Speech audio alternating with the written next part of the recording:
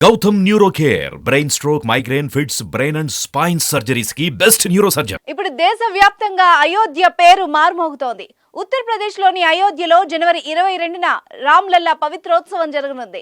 కానీ విని ఎరగని రీతిలో ఏర్పాట్లు జరుగుతున్నాయి. అక్కడ ఏం జరుగుతున్నా ఏదో ఒక ప్రాముఖ్యత సంతరించుకుంటోంది. దేశ విదేశాల నుంచి వేల సంఖ్యలో ప్రముఖులు రాబోతున్నారు. సామాన్య ప్రజలు ఎందరు వస్తారో లెక్క చెప్పడం కూడా కష్టమే. ఈ నేపథ్యంలో ఇక్కడి హోటళ్ల బుకింగ్స్ ఇప్పటికే 80% మేరకు పూర్తయ్యాయి. హోటల్ రూమ్ బుకింగ్ ధర గతంలో కంటే 5 రెట్లు పెరిగింది.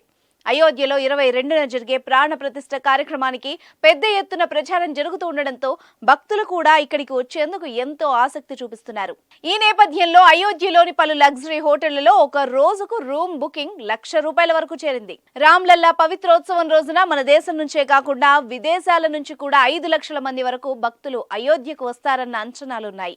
ఈ పరిస్థితుల్ని గమనించిన స్థానిక హోటళ్ల యజమానులు రూమ్ల ధరల్ని అమాంతం పెంచేశారు. హోటల్ అయోధ్య ప్యాలెస్ లో ప్రస్తుతం రోజువారీ గది అద్దె సుమారు 18,500 పలుకుతోంది. సాధారణంగా ఇక్కడ గది అద్దె 3,700. ది రామాయణ హోటల్లో ప్రస్తుతం రోజువారీ అద్దె 40,000. 2023లో దీని అద్దె 14,900గా ఉండేది.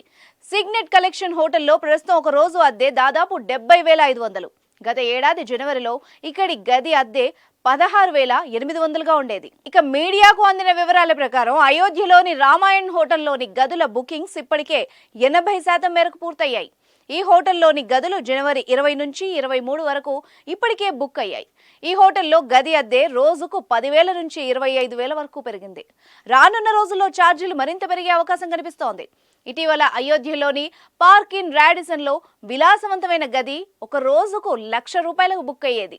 ఈ హోటల్లోని గదులన్నీ బుక్ అయ్యాయని హోటల్ యాజమాన్యం తెలిపింది. గతంలో ఈ హోటల్లో గది అద్దె కనీసంగా 7,500 ఉండేది.